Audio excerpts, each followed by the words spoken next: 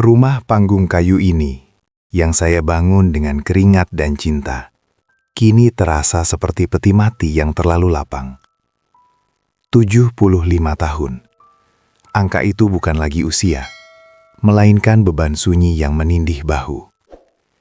Saya Suraji, seorang pensiunan tukang kayu yang warisan terbesarnya hanyalah keikhlasan, yang kini diuji habis-habisan oleh darah daging sendiri. Di luar jendela, kabut tipis Cikuray merangkul kebun teh, menciptakan lukisan yang dingin. Sama dinginnya dengan keheningan yang tersisa sejak Lestari, istri saya, pergi 6 tahun lalu. Dulu, rumah ini riuh dengan tawa 3 anak kami. Herman, si sulung yang kini menjadi direktur perusahaan besar di Jakarta. Rina, si tengah yang hidup mewah di Bandung. Dan Santi, si bungsu, yang memilih jalur hidup sederhana dan tinggal tak jauh dari sini. Mereka sukses, mereka kaya, dan entah sejak kapan, kekayaan itu juga sukses merebut hati mereka dari pangkuan saya. Saya masih ingat betul Senin lalu, hari ulang tahun saya. Saya membeli sendiri kue kecil dari uang pensiun, berharap setidaknya ada satu pesan singkat dari Herman atau Rina. Santi tentu saja akan datang. Ia tak pernah absen. Tapi saya mendamba sapaan dari 2 anak yang sudah lama tak menatap saya tanpa hitungan materi. Herman dan Rina memang datang. Mereka datang sore itu, bukan membawa pelukan, melainkan membawa aura asing yang terasa berat dan tergesa-gesa. "Kami hanya sebentar, Pak," kata Herman. Matanya sibuk melirik jam tangan mahalnya. Rina hanya tersenyum tipis, senyum yang terasa seperti topeng. Saat saya mengeluarkan kue sederhana itu, yang saya beli dengan sisa uang untuk bulan ini, entah setan apa yang merasuki mereka. Herman menatapnya, lalu mendesah panjang. "Kue apa ini, Pak? Terlalu kuno," ucapnya. Kemudian, ia melakukan hal yang paling melukai jiwa saya. Tanpa sepatah kata pun, ia menyentuh piring kue itu. Lalu dengan gerakan cepat dan seolah tak sengaja, ia membiarkan kue itu jatuh, pecah di atas lantai kayu yang bersih. Tawa kecil Rina menemani suara jatuhnya piring. Mereka tidak berteriak, tidak mengumpat. Justru kebisuan dan tawa ringan itu yang menusuk lebih dalam daripada ribuan pisau. Cucu-cucu saya, yang mereka bawa, malah merekam adegan itu dengan ponsel mereka. Itu bukan caci atau makian di telinga saya. Itu adalah penghinaan yang dibungkus tawa kekayaan. Saya diam. Saya menunduk, bukan karena malu, tapi karena air mata sudah kering di pelupuk. Saya hanya seorang ayah tua yang menyadari bahwa kue ulang tahunnya tidak lagi semanis harapan yang ia tanam di hati anak-anaknya. "Ayah hanya ingin melihat kalian," bisik saya dalam hati. Sementara Herman dan Rina sibuk membersihkan sepatu mereka dari remah-remah kue yang bertebaran. Mereka pergi tak lama kemudian, meninggalkan cek kecil yang bagi mereka adalah kompensasi atas waktu yang terbuang. Saya masih menyimpan map coklat itu. Letaknya aman di lemari besi di bawah ranjang saya. Di dalamnya ada dokumen akta tanah, surat kuasa bank, dan kontrak perusahaan yang Lestari wariskan. Semua masih utuh.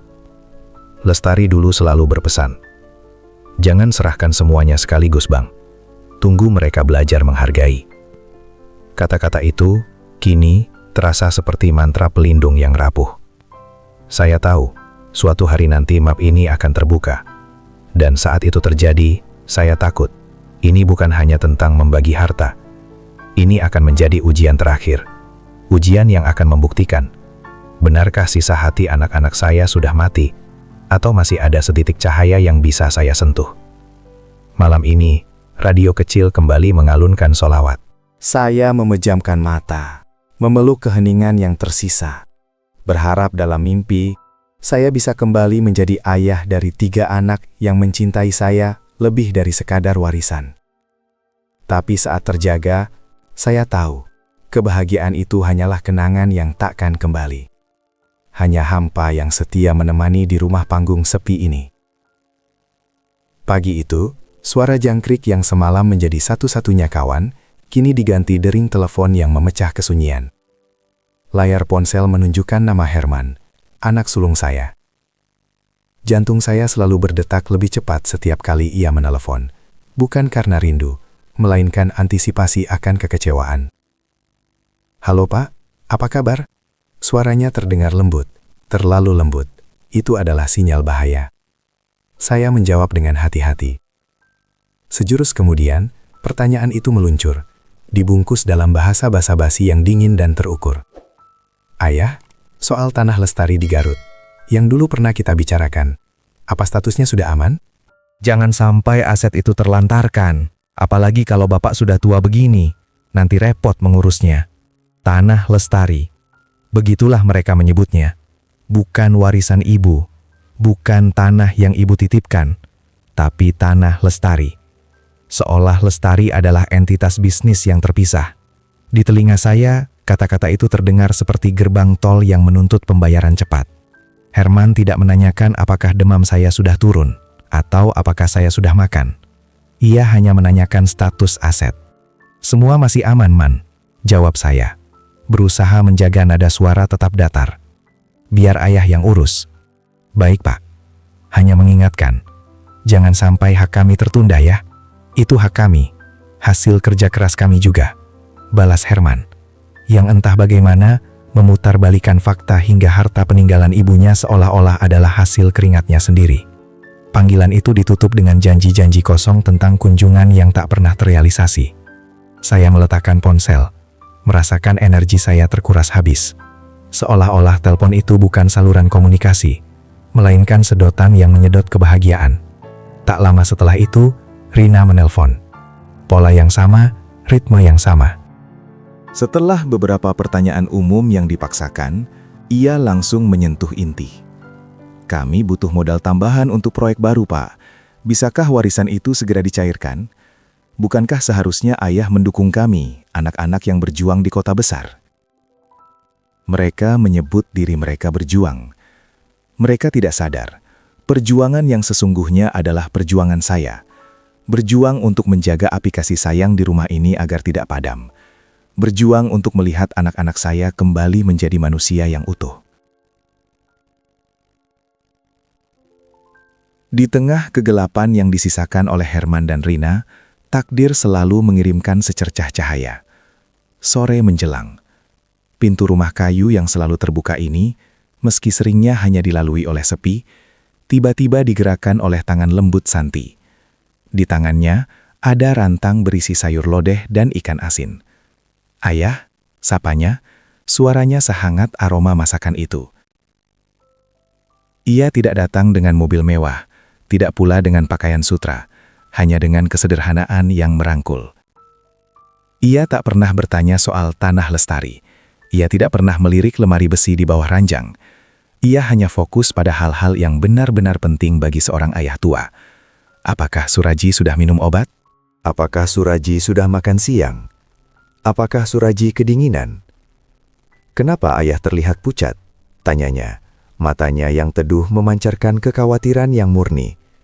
Ia meraih tangan saya yang keriput, mengusapnya perlahan. "Ayah tidak apa-apa, Nak. Hanya lelah sedikit," jawab saya, menelan bulat-bulat semua cerita tentang desakan kakak-kakaknya. Saya tidak ingin membebani hati Santi dengan aib keluarganya sendiri. Santi, ditemani Banu, suaminya yang sederhana tapi selalu sopan, menghabiskan waktu sore itu dengan bercerita tentang kebun kecil mereka, tentang cita-cita sederhana mereka untuk menyekolahkan anak-anak. Obrolan mereka ringan, seperti bulu yang ditiup angin. Tidak ada tuntutan, tidak ada hitungan. Santi tidak tahu bahwa ia dan Banu adalah penawar racun yang disuntikan oleh kekayaan dua kakaknya. Saya memandang Herman dan Rina. Mereka adalah kesuksesan yang berjalan. Bangunan megah, reputasi yang menjulang. Tapi hati mereka terkunci rapat di balik brankas. Saya memandang Santi. Ia mungkin tidak memiliki kemewahan. Ia tidak pernah membicarakan uang. Tapi ia memiliki satu hal yang tak ternilai. Ia masih memiliki hati yang utuh, yang masih berdetak dalam ritme yang sama dengan hati saya. Pintu rumah ini memang selalu terbuka. Santi telah membuktikannya. Tapi yang paling saya sedihkan, pintu hati dua anak saya yang sukses sudah tertutup rapat. Hanya bisa dibuka dengan kunci bernama warisan. Saat Santi pulang, saya memeluknya lama. Pelukan itu adalah satu-satunya obat yang saya perlukan. Di balik pintu, saya kembali sendirian. Tapi kali ini, kesendirian saya tidak sepenuhnya hampa. Ada sisa aroma sayur lodeh Santi, dan juga sebuah janji yang harus saya tepati. Saya tidak boleh menyerah sebelum melihat anak-anak saya sadar. Malam menjelang, dan suasana Cikuray terasa semakin mencekam. Saya berlutut di samping ranjang kayu tua, menarik keluar lemari besi kecil yang tersembunyi. Suara gesekan logamnya terasa begitu keras di keheningan ini, seperti alarm yang memperingatkan saya tentang bahaya yang akan datang. Kunci lemari besi ini adalah satu-satunya benda yang menghubungkan saya dengan masa lalu yang indah dan masa depan yang penuh air mata. Di dalamnya tersemat sebuah map coklat, usang di tepiannya. Map inilah yang menjadi pusar-pusaran badai, pemicu perubahan sikap Herman dan Rina. Saya menariknya keluar, membelai permukaannya yang kasar. Map ini berisi segala yang Lestari tinggalkan. Akta tanah di pusat kota, surat kuasa bank atas saham perusahaan kecil yang dulu kami rintis, dan sebuah surat wasiat tulisan tangan. Total nilainya, bagi Herman dan Rina, mungkin tak terbayangkan. Bagi saya, nilainya adalah sisa-sisa harapan untuk melihat anak-anak saya kembali. Saya membuka lipatan surat Lestari. Tulisannya, yang dulu begitu saya kenal, kini terasa meratap. Bang Suraji, harta ini bukan hadiah, melainkan ujian. Anak-anak kita baik, tapi dunia telah mengubah mereka. Jangan serahkan semuanya sekaligus. Tunggu waktu yang tepat. Tunggu sampai mereka benar-benar membutuhkan, bukan hanya menginginkan. Biarkan warisan ini menjadi pengikat terakhir mereka kepada rumah, kepada ayahnya, dan kepada keikhlasan. Saya memejamkan mata, membiarkan kenangan membanjiri relung jiwa. Lestari bukan hanya istri, ia adalah jangkar nurani saya. Ia melihat jauh ke depan, melihat potensi bahaya dari kekayaan yang datang terlalu muda. Saya ingat ketika Herman dan Rina mulai sukses. Dulu mereka sering datang dan meminta nasihat. Mereka menghormati keringat saya. Tapi setelah mereka terbang terlalu tinggi, nasihat saya menjadi celotehan orang tua yang tak relevan. Mereka mulai menawarkan uang, bukan waktu. Mereka mulai memberikan hadiah, bukan kehadiran. Lestari tahu, ia ingin warisan ini menjadi satu-satunya alasan mengapa anak-anaknya yang sukses akan kembali, duduk di hadapan saya dan mendengarkan. Ia ingin map coklat ini menjadi alat tawar-menawar yang paling menyakitkan, namun paling efektif. Saya menimbang-nimbang lagi. Haruskah saya berikan sekarang? Agar mereka puas dan pergi? Membiarkan saya kembali pada kesunyian yang damai? Tidak. Waktu yang tepat itu belum tiba. Waktu yang tepat adalah ketika mereka datang, bukan hanya dengan mata uang, tetapi dengan air mata penyesalan. Namun, desakan dari mereka mulai meruntuhkan ketenangan batin saya. Setiap telepon dari Herman dan Rina, setiap kata tajam yang mereka ucapkan, terasa seperti pasir yang menghujani tubuh saya. Saya mulai sakit, bukan sakit fisik, tapi sakit jiwa.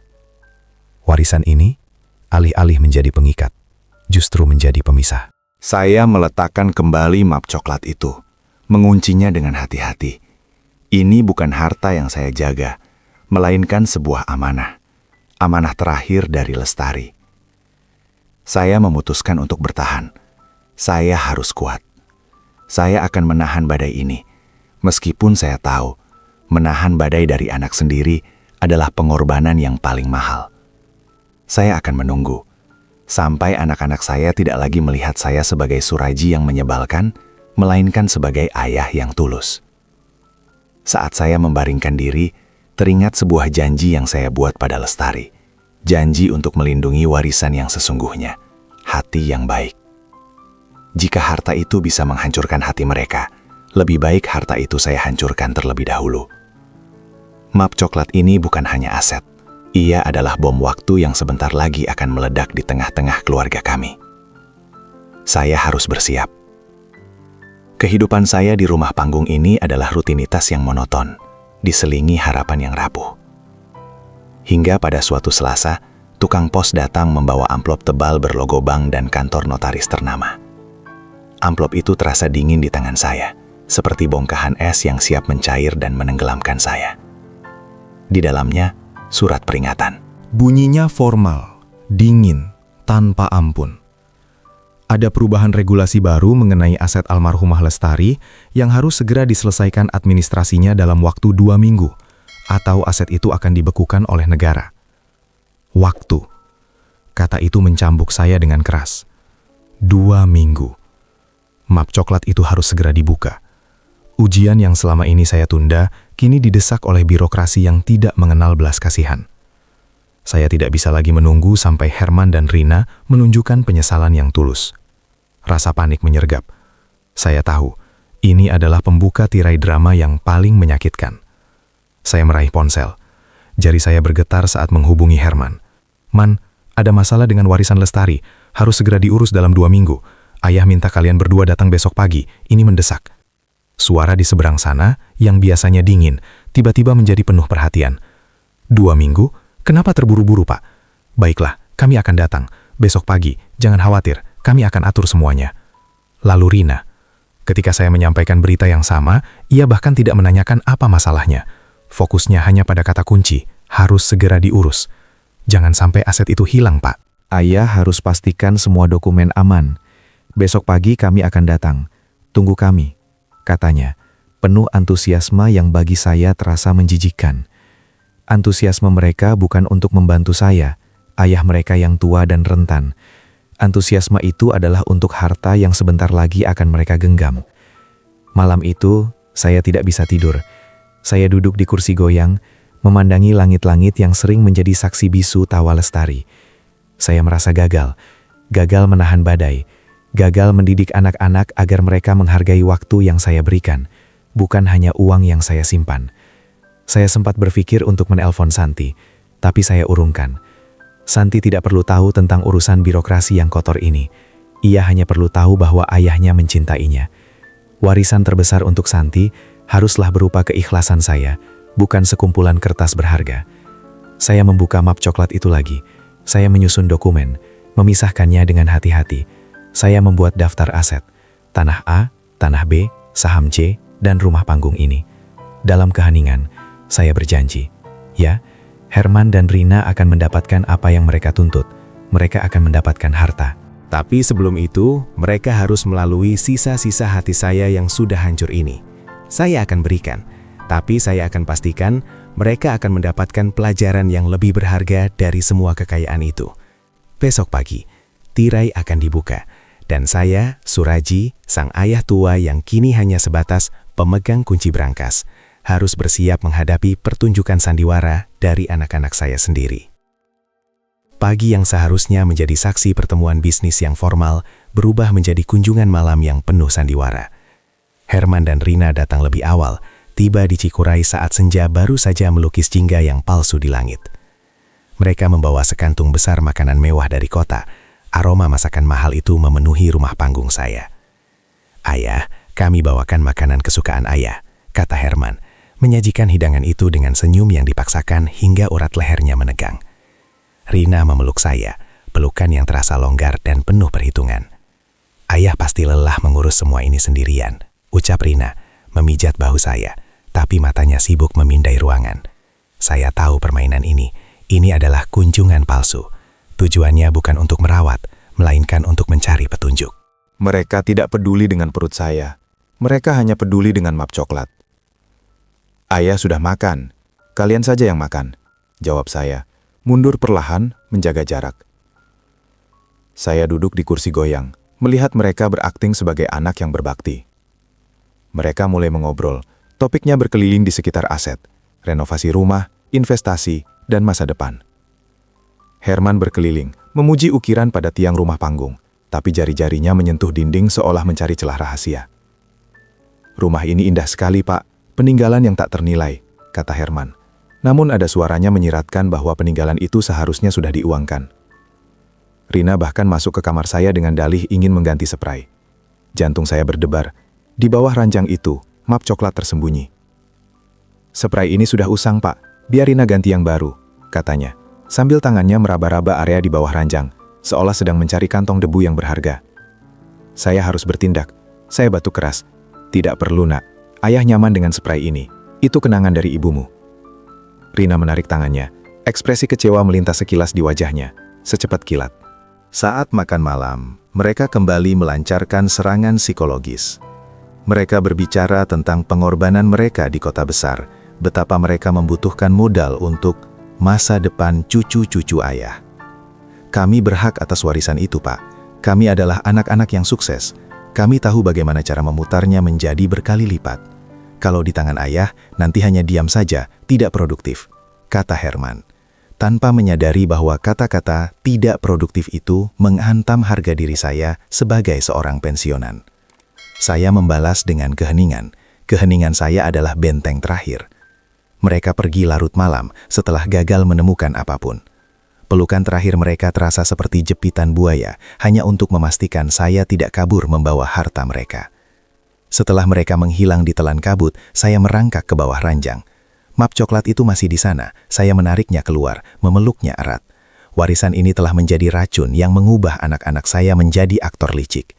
Malam ini, saya tidur dengan perasaan jijik, bukan pada mereka, tapi pada diri saya sendiri, karena telah membiarkan harta menjadi lebih penting daripada saya, ayah mereka. Keesokan harinya, notaris datang. Suasana di ruang tamu terasa tegang dan dingin. Herman dan Rina duduk dengan postur formal. Mata mereka tajam, penuh antisipasi. Seolah-olah mereka adalah investor yang sedang menunggu laporan keuntungan. Saya, Suraji, duduk di tengah. Bukan sebagai ayah, tapi sebagai penyelesai masalah. Saya memutuskan untuk melancarkan ujian parsial saya. Saya akan memberikan sebagian kecil aset. Sebidang tanah kebun yang nilainya tidak seberapa jika dibandingkan dengan aset utama. Saya ingin melihat bagaimana reaksi mereka setelah mendapatkan sebagian hak mereka. Apakah mereka akan kembali menjadi anak yang tulus? Sesuai dengan amanat Lestari, dan karena batas waktu penyelesaian yang mendesak, kata saya. Suara saya bergetar menahan emosi. Ayah memutuskan untuk membagi sebidang tanah kebun di kaki gunung. Nilainya tidak seberapa, tapi ini adalah peninggalan pertama ibumu. Notaris mulai membacakan detailnya.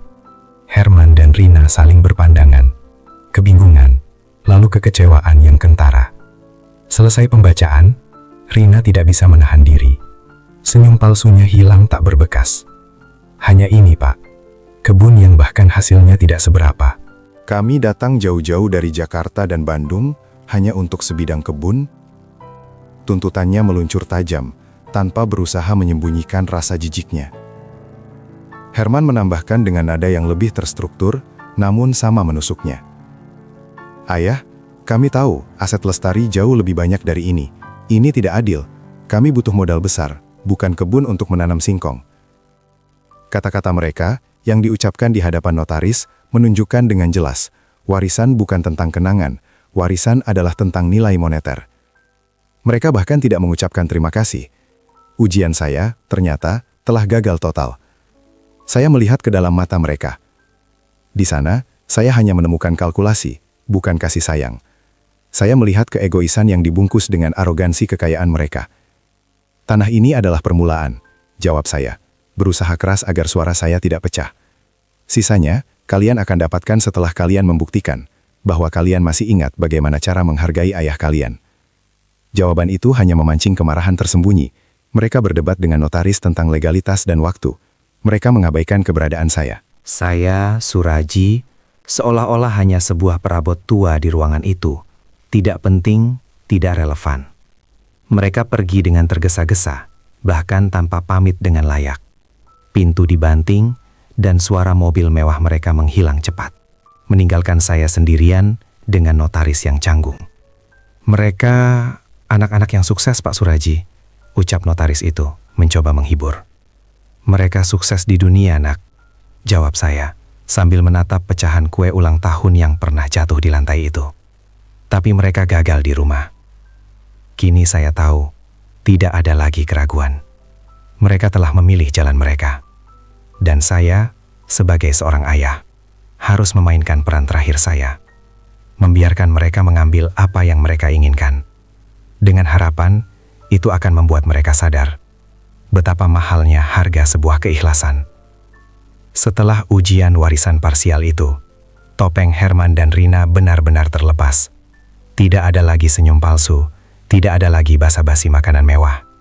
Telepon dari mereka kini terdengar seperti surat perintah dari atasan kepada bawahan. Setiap hari, tanpa jeda.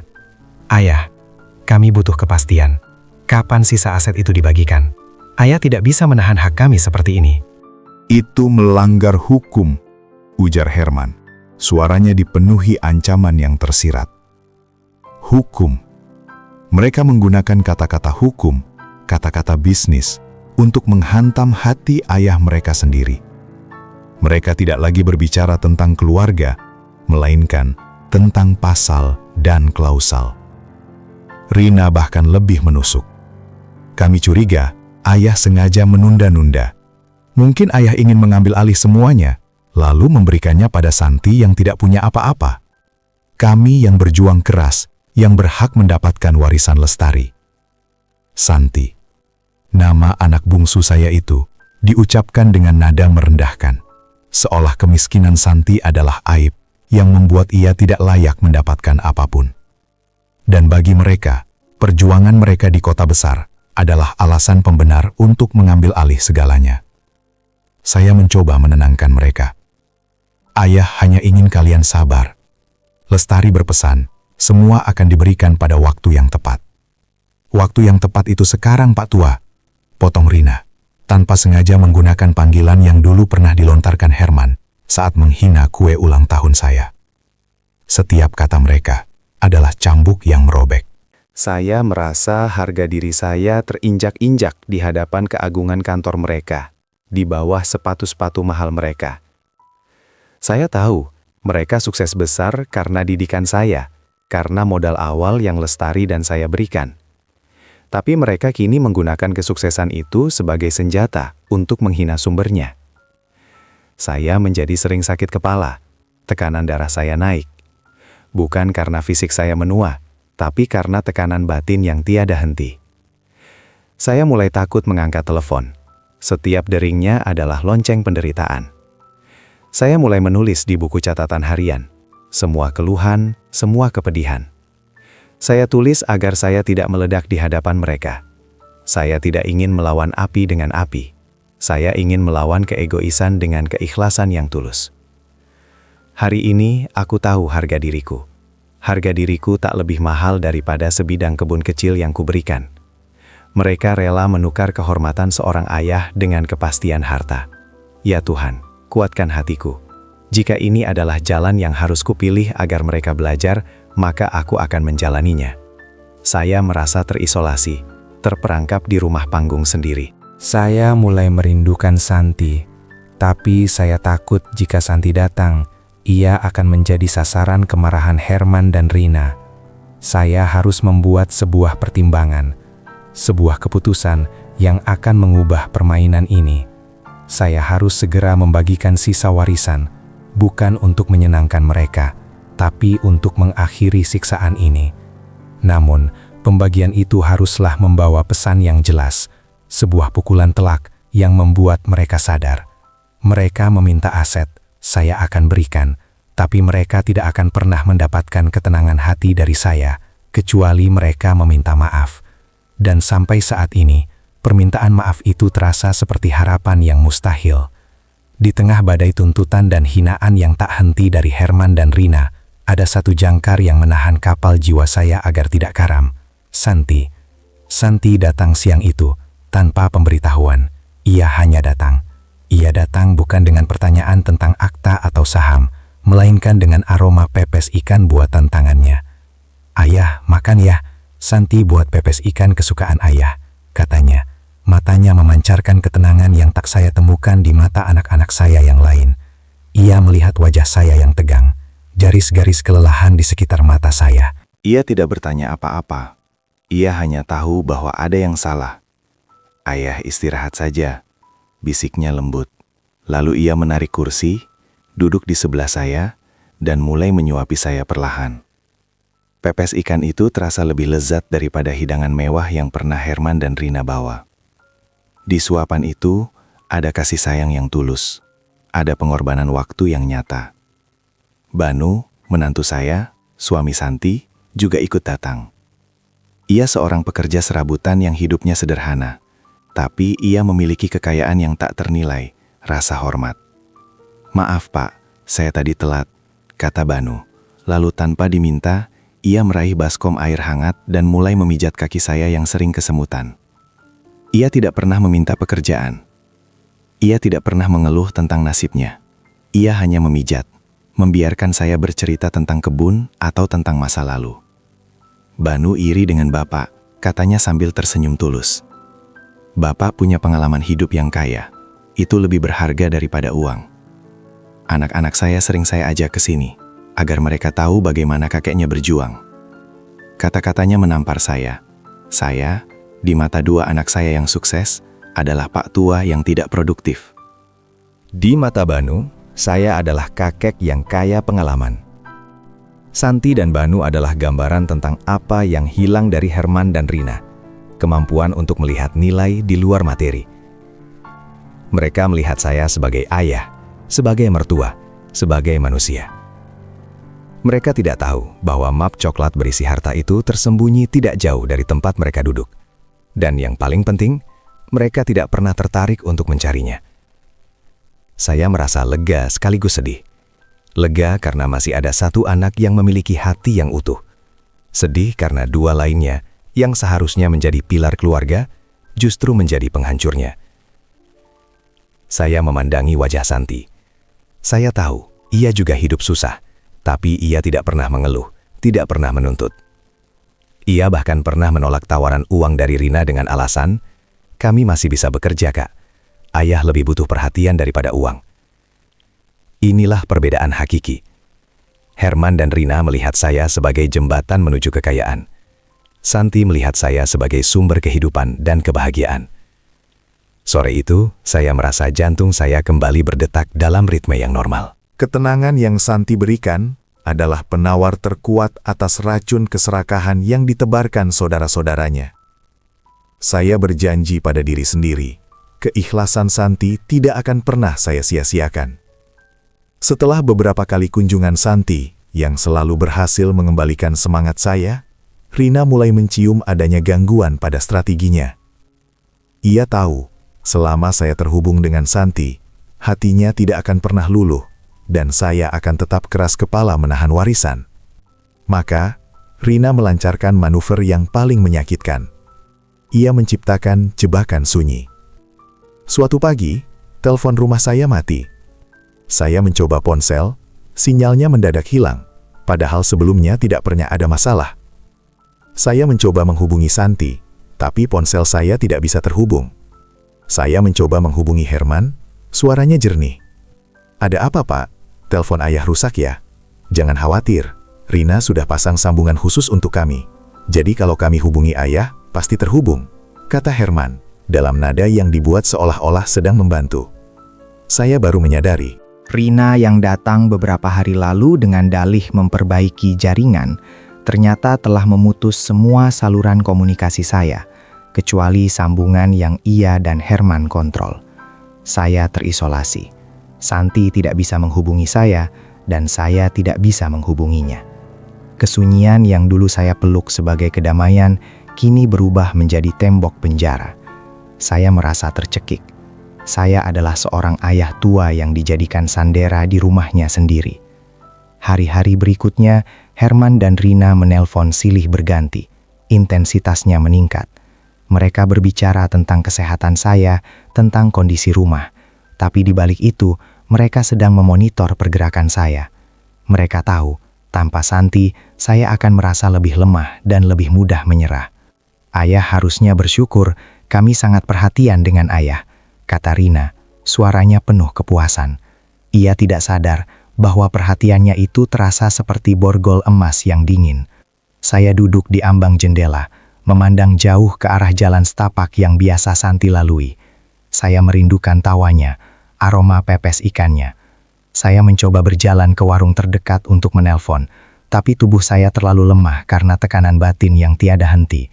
Saya merasa terpojok. Dalam isolasi ini, saya mulai merenungkan kembali tujuan saya. Apakah benar saya harus menahan harta ini sebagai alat tawar-menawar? Atau apakah saya harus segera membaginya dan membayar kebebasan saya dengan harga itu? Rina dan Herman telah berhasil membuat saya meragukan keputusan saya sendiri. Mereka telah merampas hak saya untuk berkomunikasi dengan anak yang paling saya cintai. Saya mulai menyusun rencana baru. Rencana untuk mengakhiri sandiwara ini dan untuk memberikan pelajaran terakhir kepada mereka. Malam itu, di bawah cahaya lampu yang redup, saya menulis sebuah surat panjang untuk Santi. Surat yang tidak akan saya kirim, tapi akan saya simpan sebagai warisan yang sebenarnya. Anakku, ayah terperangkap. Jangan khawatir. Biarkan ayah memainkan peran ini sampai tuntas. Ingatlah, harta sesungguhnya bukanlah yang ada di map coklat, melainkan yang ada di hati yang tulus. Saya harus segera bertindak, sebelum tubuh dan jiwa saya benar-benar menyerah pada kesunyian yang mencekik ini. Jebakan sunyi yang dibuat Rina berhasil. Saya menjadi lemah, dan mereka tahu itu. Akhirnya, Herman dan Rina datang untuk pertarungan terakhir di ruang tamu. Mereka tidak datang berdua. Mereka membawa seorang pengacara yang tampak muda dan arogan, yang bertindak sebagai juru bicara mereka. "Kami datang untuk menyelesaikan masalah ini, Pak Suraji," kata pengacara itu, mengabaikan fakta bahwa ia sedang berbicara dengan seorang ayah tua. Herman duduk bersandar, menyilangkan kaki. Matanya dingin. Rina mengeluarkan tumpukan dokumen, surat kuasa penuh, dan surat pernyataan pengalihan aset. "Ayah, tanda tangani ini," kata Rina, mendorong dokumen itu ke hadapan saya, seolah-olah saya adalah mesin tanda tangan. "Ini untuk kebaikan kita semua. Kami akan mengelola aset ibu lebih baik. Ini namanya manajemen aset yang profesional. Ayah tidak perlu repot lagi." Saya menolak mengambil pena itu. Saya menatap Herman. "Man, apakah kamu masih ingat? Dulu ketika kamu sakit, ibumu menjual perhiasannya untuk biaya sekolahmu. Rumah ini adalah saksi bisu perjuangan kami. Apakah kalian hanya melihatnya sebagai sebidang tanah untuk dijual?" Herman mendengus pelan, menatap langit-langit. "Kami menghargai kenangan itu, Pak. Tapi sentimentalitas tidak bisa membayar pajak. Kami bicara tentang hak dan efisiensi. Ayah terlalu kuno. Kuno." Suara saya meninggi, tapi saya berusaha meredam amarah. Ayah memang kuno. Ayah masih percaya hati itu lebih berharga daripada angka di bank. Kalian meminta hak kalian, tapi kalian melupakan hak ayah. Hak untuk dihormati, hak untuk dihargai. Rina angkat bicara, suaranya tajam seperti kaca yang pecah. "Kami menghormati ayah dengan membelikan kemudahan hidup. Kami akan bayar perawatan terbaik untuk ayah. Tapi ayah harus sadar, ayah sudah tua. Ayah menghambat. Logika berkata, aset ini harus segera dialihkan ke tangan yang mampu. Logika. Mereka membungkus keserakahan mereka dengan kata-kata indah seperti logika, efisiensi, dan profesional. Mereka menggunakan ilmu yang saya sekolahkan untuk menghantam nurani saya. Saya meraih map coklat itu, membukanya perlahan. Saya memperlihatkan isinya kepada mereka. Ya, inilah harta yang kalian buru. Sangat berharga. Tapi kalian tahu, ayah masih punya satu hak lagi yang tidak bisa kalian rampas. Mereka terdiam. Mata mereka terpaku pada dokumen di tangan saya. Hak untuk menentukan siapa yang pantas memegang amanah lestari. Bisik saya. Ayah bisa saja membaginya sekarang, tapi ayah akan menunggu. Ayah akan menunggu sampai kalian berdua datang. Tanpa pengacara, tanpa dokumen. Hanya membawa penyesalan. Sampai saat itu tiba, harta ini tetap ada di sini. Dan kalian tidak akan mendapatkan apa-apa. Keheningan yang terjadi terasa seperti ledakan. Herman berdiri dengan marah, wajahnya memerah. Rina menatap saya dengan kebencian yang samar. Mereka pergi, kali ini tanpa sepatah kata pun. Pintu rumah kayu berderit keras, seolah ikut merintih. Saya ditinggalkan sendiri, tapi saya merasa menang. Saya telah membela diri. Saya telah membela Lestari. Namun kemenangan ini datang dengan harga yang mahal. Hati saya terkoyak, dan saya tahu, badai yang sesungguhnya baru akan dimulai. Konfrontasi di ruang tamu itu menguras habis sisa tenaga saya. Malamnya, tubuh saya menggigil hebat. Demam tinggi menyerang, seolah-olah semua tekanan batin telah berubah menjadi penyakit fisik yang nyata. Saya berbaring lemah di ranjang. Saya tidak bisa menghubungi Santi. Saya sendirian. Saya hanya bisa memeluk radio kecil saya, yang menyiarkan lantunan sholawat, satu-satunya penenang. Pagi menjelang. Herman dan Rina datang. Kali ini mereka tidak membawa pengacara. Mereka datang dengan wajah khawatir yang saya yakini 90% adalah sandiwara. "Ya Tuhan, ayah sakit apa?" kata Rina, memegang dahi saya. Tangannya terasa dingin dan kaku. Mereka memanggil dokter. Dokter memberikan obat dan meminta saya istirahat total. Saya hanya bisa merintih. Di saat saya lemah, mereka melancarkan serangan mereka. Saat saya memejamkan mata, saya merasakan Herman meraba-raba saku baju saya, mencari kunci lemari besi. "Ayah, di mana kuncinya?" bisik Herman, suaranya mendesak. "Kami harus mengambil dokumen penting Lestari untuk diurus. Ayah tidak bisa menyimpannya di saat ayah sakit begini." "Tidak," jawab saya lirih. "Kunci itu ada di tempatnya, bukan di saku ayah." Rina mulai merapikan kamar. Ia membuka lemari pakaian, mengobrak-abrik buku-buku saya. Tangannya bergerak cepat, mencari di balik bingkai foto Lestari, di bawah tumpukan sarung. Mereka tidak peduli dengan kondisi fisik saya. Mereka melihat penyakit saya sebagai kesempatan, bukan sebagai peringatan. "Ayah, dengar, ini demi ayah juga. Jika dokumen ini hilang atau terbakar, kami semua rugi, kami rugi besar," kata Rina. Nada suaranya berubah menjadi frustrasi. Saya membuka mata, menatap mereka tajam. "Kalian hanya melihat kerugian uang, Nah. Kalian tidak melihat kerugian ayah. Kerugian ayah adalah melihat kalian berubah menjadi seperti ini." Kata-kata saya tidak lagi menyentuh mereka. Mereka telah membangun dinding tebal di hati mereka, dan dinding itu bernama kekayaan. Mereka menghabiskan waktu berjam-jam mencari dengan teliti. Saya hanya bisa berbaring, menyaksikan aib keluarga saya. Ayah mereka sakit, tapi mereka sibuk berburu harta. Akhirnya, mereka pergi tanpa menemukan apa-apa. Mereka meninggalkan saya dengan obat-obatan, tapi tanpa sentuhan kasih sayang. Saya menyentuh dada saya. Rasa sakit itu bukan lagi di kepala, tapi di sini, di jantung. Saya tahu, saya tidak akan bertahan lama. Penyakit ini adalah jawaban atas kepedihan yang saya rasakan. Tapi saya tidak boleh meninggal sebelum misi ini tuntas. Saya harus memastikan pelajaran terakhir saya akan menjadi yang paling berharga. Malam itu, saya mengumpulkan sisa kekuatan saya. Saya merangkak ke bawah ranjang. Saya mengeluarkan map coklat itu. Saya harus segera membuat keputusan, karena waktu saya, kini, sudah hampir habis. Kelemahan fisik saya menjadi pintu masuk bagi Herman dan Rina. Mereka kembali pagi buta. Kali ini, mereka datang dengan senyum kemenangan yang dingin. Mereka telah menemukan kunci duplikat yang Lestari simpan di balik sebuah figura foto tua. Saya terlambat menyadarinya. Di hadapan saya yang masih terbaring lemah, Herman membuka lemari besi itu. Suara gesekan logamnya mengiris udara, dan map coklat itu kini berada di tangan Rina. Wajah mereka berseri-seri. Ini adalah momen yang mereka tunggu. Mereka tidak mengucapkan terima kasih.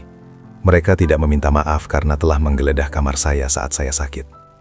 Rina mengeluarkan akta rumah panggung ini. Rumah yang saya bangun dengan tangan saya sendiri. Selamat, Man. Kita berhasil. Bisik Rina pada Herman, mengabaikan keberadaan saya. Kemudian Herman menatap saya.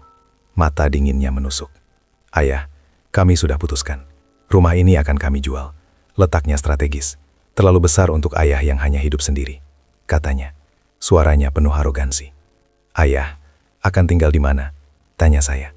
Suara saya tercekat. Bukan karena saya takut kehilangan rumah, tapi karena cara mereka mengusir saya. Rina menjawab, nadanya menghina. Kami sudah sediakan uang untuk ayah. Ayah bisa tinggal di panti jompo yang bagus di kota. Di sana ada perawat.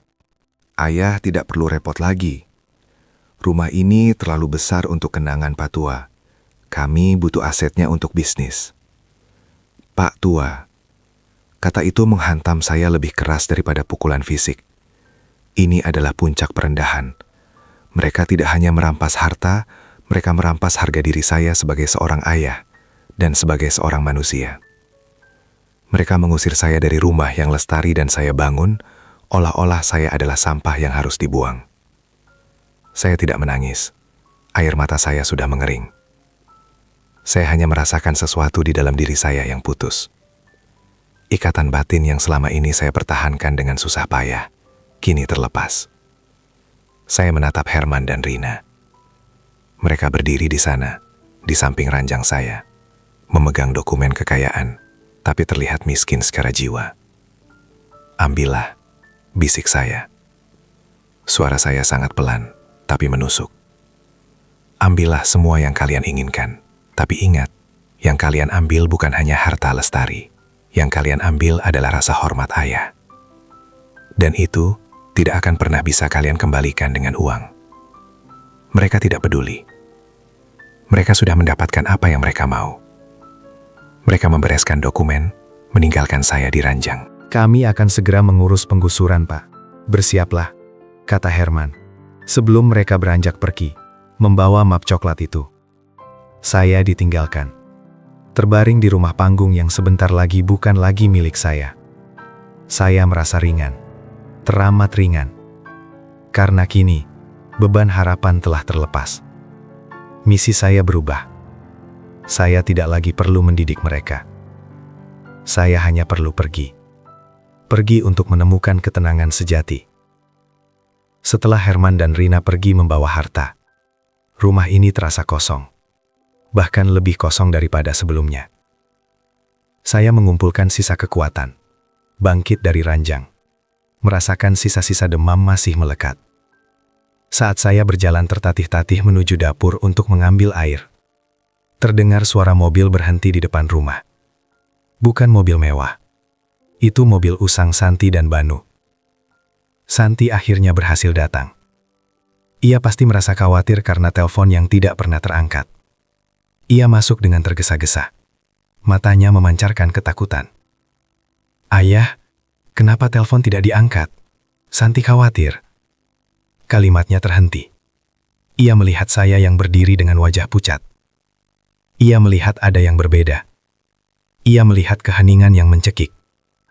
Tiba-tiba, mobil Herman dan Rina kembali. Mereka lupa membawa beberapa kunci. Mereka berdua masuk ke rumah, dan disitulah Santi dan Banu berhadapan dengan Herman dan Rina yang kini berwajah angkuh. "Kenapa kalian di sini? Mau ikut-ikutan mencari warisan, ha?" Tanya Rina, nadanya menghina. Santi melihat map coklat yang dibawa Herman. "Ada apa ini, Bang? Kenapa ayah terlihat sakit?" Herman menjawab dengan dingin. "Ayah sudah menyerahkan semua aset ibu, dan kami sudah putuskan rumah ini akan kami jual. Ayah akan dipindahkan ke panti jompongan layak." Santi membeku. Matanya membulat menatap saya. Ia tidak percaya. Kemudian ia berpaling kepada Herman dan Rina. Air matanya mulai menetes.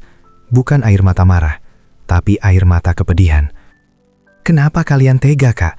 Ayah itu orang tua kita. Kalian punya segalanya. Kenapa kalian harus mengambil rumah ini? Kenapa kalian harus mengusir ayah?" Suara Santi bergetar hebat. Rina tertawa kecil, tawa yang menusuk. "Ini bisnis, San. Ayah sudah tua, butuh perawatan. Kami sudah menyediakan yang terbaik.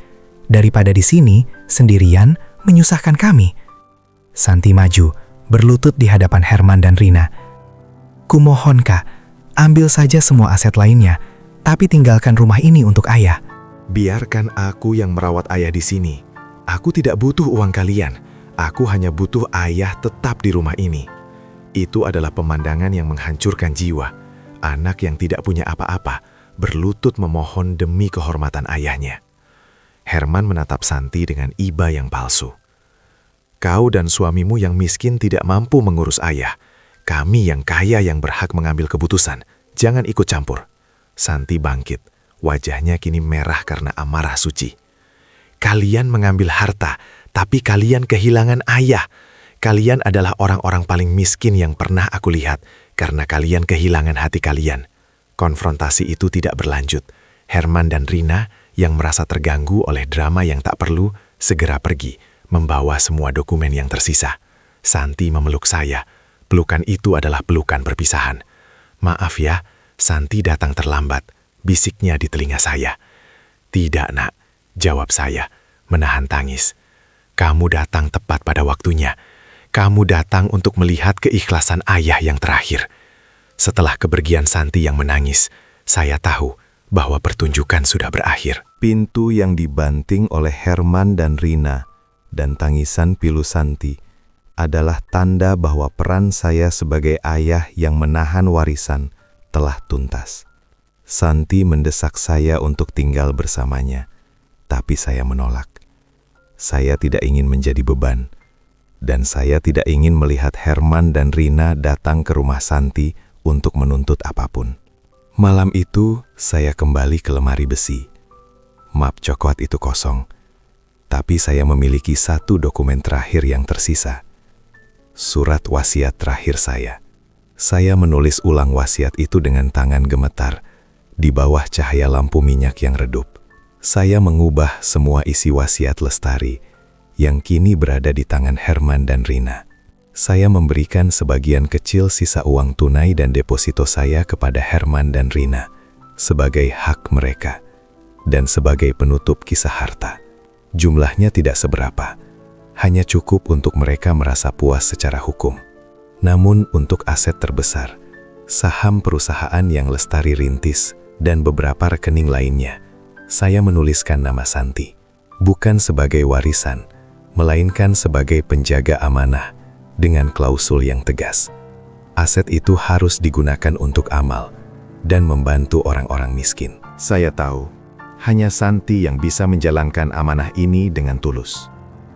Dengan ini, saya telah memastikan Herman dan Rina tidak akan mendapatkan kepuasan penuh dari harta yang mereka buru. Saya meletakkan surat wasiat itu di atas meja, di bawah batu pemberat. Saya mengemas barang-barang. Bukan pakaian mewah atau benda berharga. Hanya sehelai sarung tua, radio kecil, dan buku catatan harian saya. Saya tidak membawa apa-apa selain keikhlasan dan tubuh yang rapuh. Sebelum fajar menyingsing, saat kabut Cikuray masih tebal dan dingin, saya berdiri di ambang pintu rumah panggung saya. Saya memandangi ruangan itu untuk terakhir kalinya. Rumah ini, yang penuh tawa Lestari, kini hanya penuh luka. Saya tidak mengunci pintu. Saya membiarkannya terbuka. Saya melangkah keluar, berjalan kaki menembus kabut. Saya berjalan ke arah stasiun kecil, lalu mengambil bus pertama yang menuju pantai selatan. Saya tidak menangis. Saya merasa damai. Saya meninggalkan rumah panggung. Saya meninggalkan semua kenangan buruk. Saya meninggalkan semua tuntutan. Saya meninggalkan kemarahan Herman dan Rina. Saya memilih untuk pergi, bukan karena saya tidak betah, melainkan karena ini adalah satu-satunya cara untuk menyelamatkan diri saya sendiri, dan satu-satunya cara untuk memberikan pelajaran yang tidak akan pernah bisa mereka lupakan. Saya tidak melarikan diri dari mereka. Saya hanya mencari kebebasan sejati. Dan kebebasan itu hanya bisa saya temukan di tempat yang jauh dari bayangan harta. Di balik kabut, saya yakin, suatu hari nanti Herman dan Rina akan menyadari bahwa yang mereka usir bukan hanya seorang ayah tua, melainkan pintu gerbang menuju kebahagiaan sejati. Perjalanan itu panjang dan melelahkan, tapi setiap kilometer yang saya tempuh terasa seperti melepaskan satu beban di pundak. Saya tiba di sebuah desa nelayan kecil di ujung selatan Jawa. Di sana, di tepi pantai yang sunyi, saya menemukan sebuah pondok kayu tua yang sudah lama tak berpenghuni. Dulu, ini adalah tempat lestari dan saya berjanji untuk menghabiskan masa tua, jauh dari hiruk-pikuk kota. Pondok itu reot, hanya beratap rumbia, tanpa listrik. Tapi di sanalah saya menemukan surga saya. Saya membersihkan pondok itu. Saya menata sehelai sarung tua saya sebagai alas tidur. Saya menggantung radio kecil di tiang kayu. Sederhana, tapi penuh makna. Saya memasak sendiri. Hanya ikan bakar sederhana yang saya beli dari nelayan. Saya tidak lagi memikirkan saham, direktur, atau akta tanah. Saya hanya memikirkan bagaimana cara menikmati matahari terbit dan terbenam. Tubuh saya masih lemah, penyakit itu masih ada. Tapi jiwa saya mulai sembuh. Di sana, di tepi samudera yang luas, saya duduk setiap pagi, menyaksikan ombak. Suara ombak itu seperti lantunan solawat yang tak pernah berhenti, menenangkan semua kekacauan di hati saya. Saya mulai menulis di buku catatan harian saya lagi. Bukan tentang keluhan, tapi tentang perenungan. Aku adalah Suraji, yang kini hanya punya sehelai sarung. Tapi aku lebih kaya daripada Herman dan Rina. Mereka punya segalanya, tapi mereka tak punya kebebasan untuk merasakan damai seperti ini. Aku kehilangan rumah, tapi aku menemukan diriku sendiri. Saya merasa lega. Saya telah menyelesaikan bagian tersulit dari hidup saya. Melepaskan. Saya tahu, Herman dan Rina pasti panik mencari saya. Mencari sisa harta yang mereka yakini saya sembunyikan. Mereka pasti marah. Tapi kemarahan mereka tidak lagi sampai ke telinga saya. Di sini, di tepi samudra, yang ada hanya suara alam dan suara hati. Saya menjalani hidup baru. Hidup yang sunyi, damai, dan penuh makna. Saya tidak lagi menjadi sandera. Saya telah merancang akhir cerita ini. Akhir yang pahit bagi Herman dan Rina, tapi akhir yang manis bagi jiwa saya. Warisan terakhir saya sudah saya tinggalkan di atas meja rumah panggung. Kini, saya hanya tinggal menunggu akhir dari pementasan yang saya buat sendiri. Saya harus kuat. Saya harus menunggu. Sampai Herman dan Rina menemukan surat wasiat terakhir itu. Dan sampai Santi, anakku yang tulus, menemukan damainya sendiri. Di Cikuray, kepanikan pecah. Herman dan Rina datang ke rumah panggung untuk mengurus penjualan. Mereka terkejut menemukan pintu terbuka dan rumah kosong. Saya menghilang. Mereka panik. Mereka mengira saya lari dengan semua uang tunai dan aset yang tersisa. Kemarahan mereka meluap-luap. Dasar patua gila, dia bawa kabur harta kita, teriak Herman. Mereka menggeledah setiap sudut rumah, mencari sisa harta yang mereka yakini saya sembunyikan. Di atas meja ruang tamu, di bawah batu pemberat yang saya letakkan, mereka menemukan surat wasiat terakhir. Tulisan tangan saya. Mereka membacanya dengan tergesa-gesa. Mata mereka melotot. Wasiat itu menyatakan pembagian sisa uang tunai dan deposito dalam jumlah yang minim kepada Herman dan Rina. Jumlahnya tidak sebanding dengan ekspektasi mereka. Mereka mendesis marah. Tapi kemudian, mereka membaca bagian terakhir wasiat itu. Pasal terakhir, amanat lestari.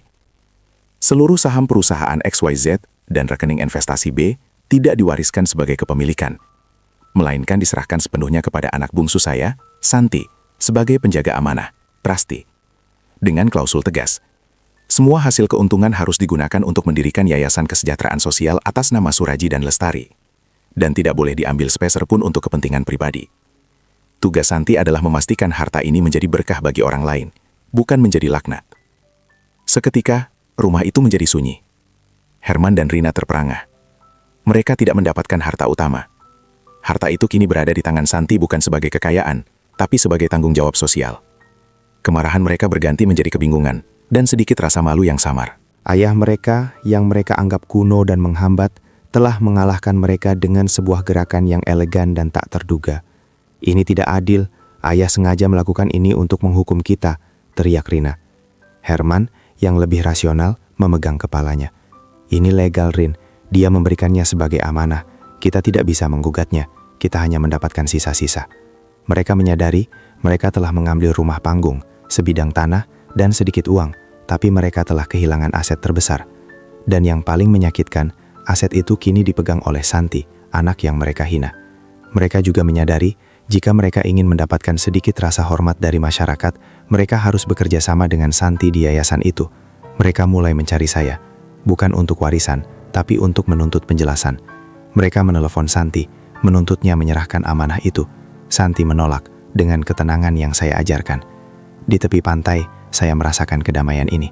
Saya tahu, pancing terakhir saya telah mengenai sasaran.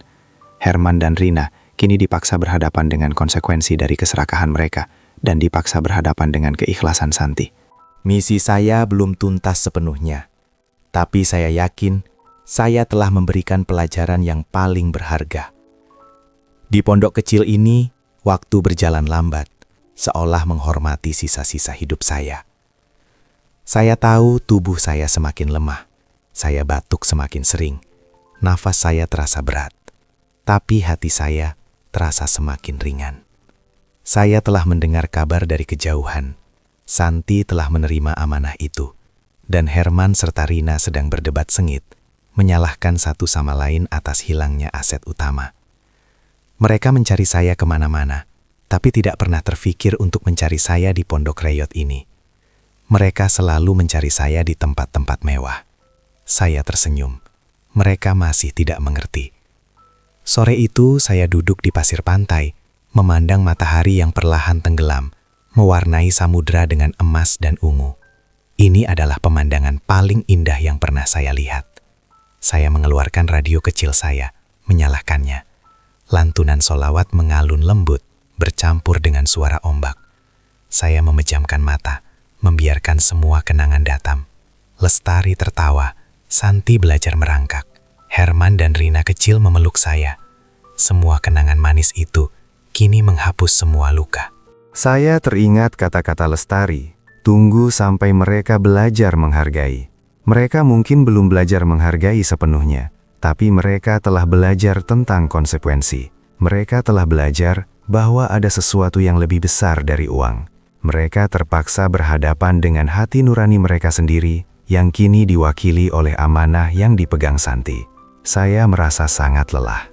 Lelah yang menenangkan. Saya memeluk sehelai sarung tua saya. Saya merasa misi saya tuntas. Saya telah pergi dari rumah panggung yang penuh keserakahan, dan saya menemukan tempat ini, yang penuh keikhlasan. Saya bisikan sebuah janji terakhir kepada Lestari. Aku sudah selesai, sayang. Aku sudah tunjukkan pada mereka bahwa ayah mereka lebih memilih damai daripada harta. Kini biarkan mereka mencari jalan mereka sendiri.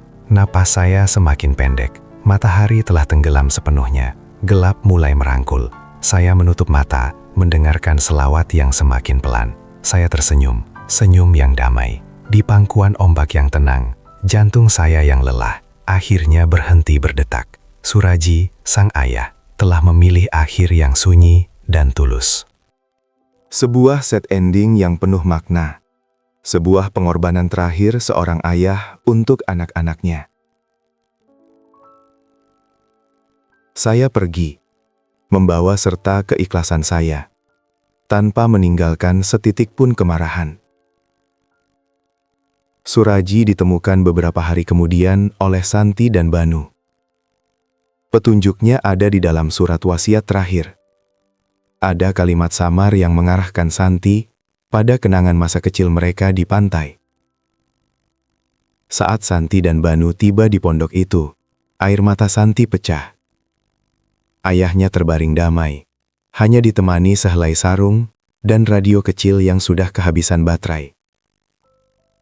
Santi menelepon Herman dan Rina. Mereka datang dengan mobil mewah. Wajah mereka tegang dan penuh kekhawatiran yang bercampur dengan rasa malu. Mereka melihat pondok itu. Pondok reyot, tanpa perabotan, tanpa listrik.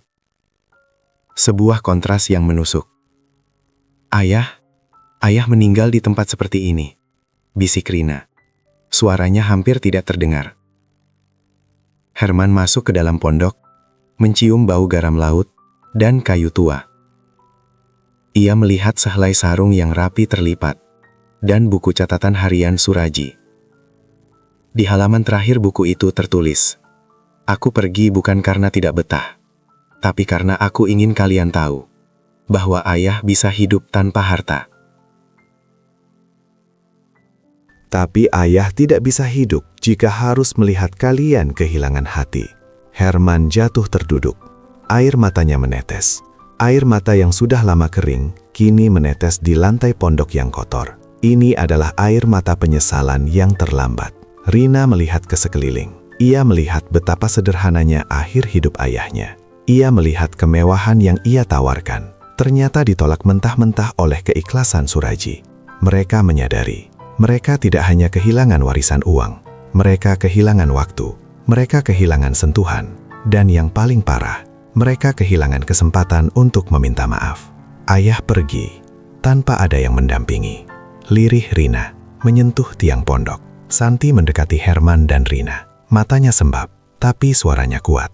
Ayah memang memilih pergi, bukan karena kalian mengusir, tapi karena kalian menunjukkan bahwa kalian tidak lagi membutuhkan ayah. Ayah pergi mencari kedamaian yang tidak bisa kalian beli dengan uang, kata Santi. Herman melihat sarung tua itu. Ia menyentuhnya, sehelai sarung yang lebih berharga daripada semua saham yang mereka buru. Mereka menyadari, pondok tanpa pintu ini adalah cerminan hati ayah mereka, selalu terbuka, tapi terlalu sepi. Dan mereka adalah penyebab kesepian itu. Penyesalan itu datang menghantam, memukul keangkuhan mereka hingga hancur berkeping-keping. Pemakaman Suraji berjalan sederhana, namun penuh haru. Herman dan Rina berdiri kaku, seolah-olah mereka adalah orang asing yang baru pertama kali menghadiri prosesi ini.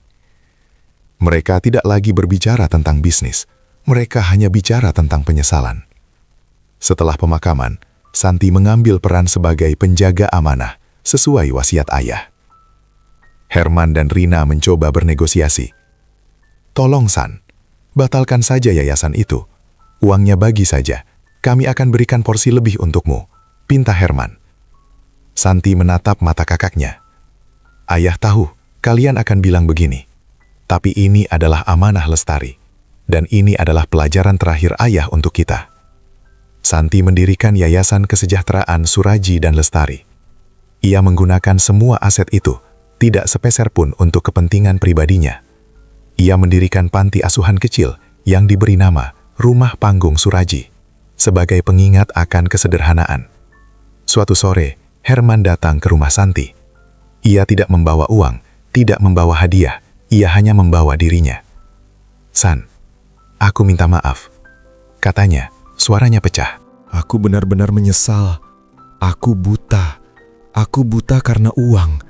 Aku menghina ayah. Aku mengusirnya. Santi memeluk kakaknya. Ia tidak menghakimi. Ayah sudah memaafkan kita, Bang. Ayah pergi agar kita sadar. Santi menunjukkan kepada Herman sehelai sarung tua milik ayah yang dibawa dari pondok. Ini, Bang. Ini warisan sejati ayah untuk kita. Ayah tidak membawa apa-apa saat pergi. Hanya sehelai sarung. Ini bukti bahwa kekayaan tidak bisa dibawa mati. Yang bisa dibawa mati hanya keikhlasan. Herman menunduk, mencium sarung itu. Air matanya kembali menetes. Rina juga datang kemudian.